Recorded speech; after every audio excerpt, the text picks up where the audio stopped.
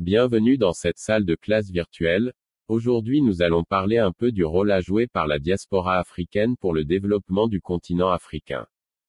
Un Africain qui séjourne durablement en Europe après ses études, est un cadavre chaud de Jean-Paul Pougala.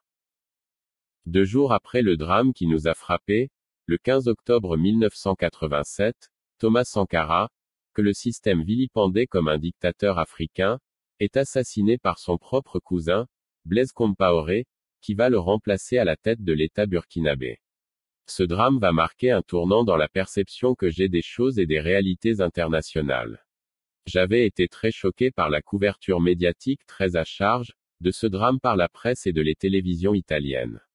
Ils étaient tous unanimes à dire qu'au lieu de gouverner, Thomas Sankara passait le temps à écraser son propre peuple qui l'obligeait à aller à la plantation. Et le reste de son temps servait à accuser l'Europe de leur pauvreté. Le pire dans tout ça est qu'il y avait des Africains qui répétaient un tel refrain mensonger. C'est là où j'ai décidé de ne plus juste me contenter de mes études, mais de devenir un vrai activiste pour sensibiliser les Africains à la fierté d'être eux-mêmes et surtout, au retour au pays, dès leurs études terminées. Le discrédit lancé contre Sankara m'avait fait comprendre qu'aux yeux des Européens, les Africains n'étaient pas plus que des pions qu'il faut pousser quand cela leur convient et vers quelle case cela les arrange. Et que la seule manière pour ne pas être ce pion dont les Européens vont se servir tôt ou tard lorsqu'ils voudront, il valait mieux être dans l'avion pour retourner en Afrique, la semaine même de sa soutenance. Désormais ma cible était connue, la communauté des étudiants africains de Perugia. On n'arrivait jamais à se mettre d'accord sur un thème, tellement nos positions étaient diamétralement opposées et pour lesquelles, ils me prenaient tout pour un fou. Par exemple. 1. Les prétendus dictateurs africains. Pour eux, il y avait des dictateurs en Afrique. Je leur disais que la vraie dictature se trouvait en Italie, en Europe. Puisque tout y était figé d'avance, le peuple ne pouvait rien faire de spécial hors de ce qu'on lui avait imposé de faire, sinon, il paierait très cher sa tentative de rébellion. Il me rétorquait qu'au moins ici, on pouvait voter de choisir ses représentants. Je leur répondais qu'il suffisait de bien ouvrir les yeux pour constater que nous n'étions que dans un cirque dans lequel une caste mafieuse fait croire au peuple qu'il est heureux parce qu'il les a choisis, puisque de toutes les façons, le peuple n'avait pas son mot à dire sur les noms qu'on lui proposait de voter, encore moins sur les partis politiques à choisir. Il devait juste se limiter voter et donc, choisir ce qu'on lui avait proposé et se taire. Et qu'au final, chanter tous les jours qu'il y a des dictateurs en Afrique, n'était que de la pure prestidigitation dans laquelle l'Afrique n'était qu'un souffre-douleur qu'on utilisait pour mieux convaincre les Italiens d'accepter sans broncher, la vraie dictature dans laquelle ils croupissaient. Pire, je leur faisais remarquer qu'en nous poussant à parler des prétendus dictateurs africains, les Européens avaient réussi à nous faire parler des hommes, oubliant de fait la vérité que ces hommes incarnaient un système, le système. Et ce n'est que lorsque ce système n'avait plus besoin d'eux qu'ils nous le restituaient avec des qualificatifs comme « dictateur ». 2. Un Africain de la diaspora est un cadavre chaud. La question du retour en Afrique après les études. Pour tous mes camarades africains, il fallait, à la fin des études, trouver du travail dans une entreprise italienne ou dans les institutions italiennes pour avoir de l'expérience et un peu d'argent avant de rentrer en Afrique faire quelque chose pour son pays. J'étais complètement en désaccord avec une telle position.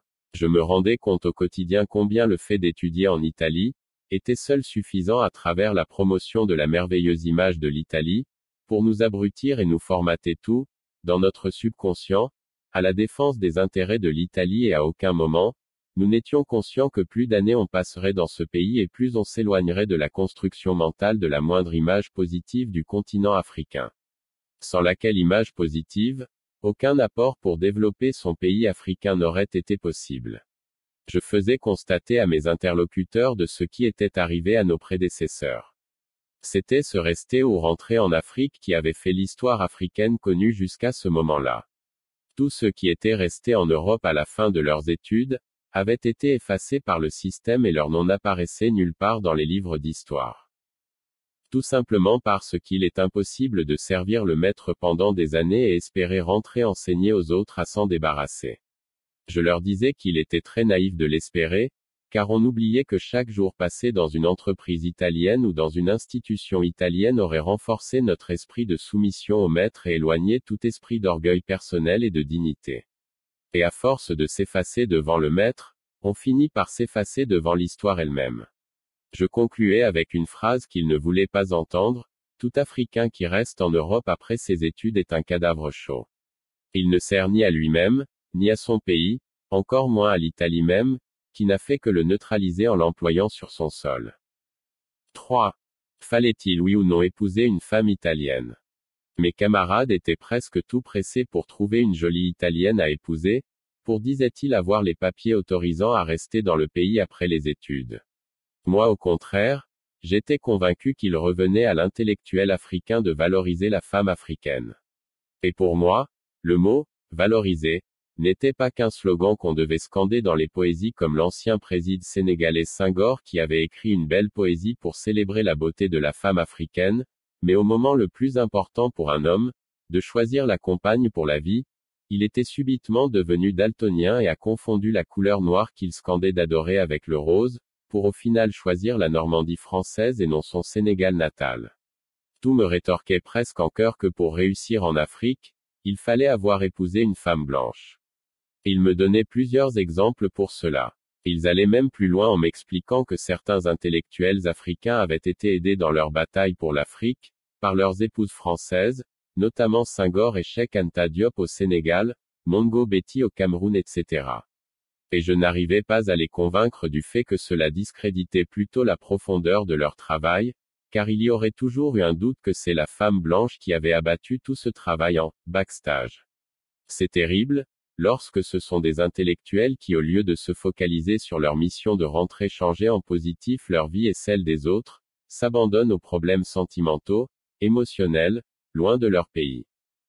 Mais il y avait pire à l'époque, une mode à ses débuts, des noirs qui voulaient s'éclaircir la peau pour ressembler aux blancs.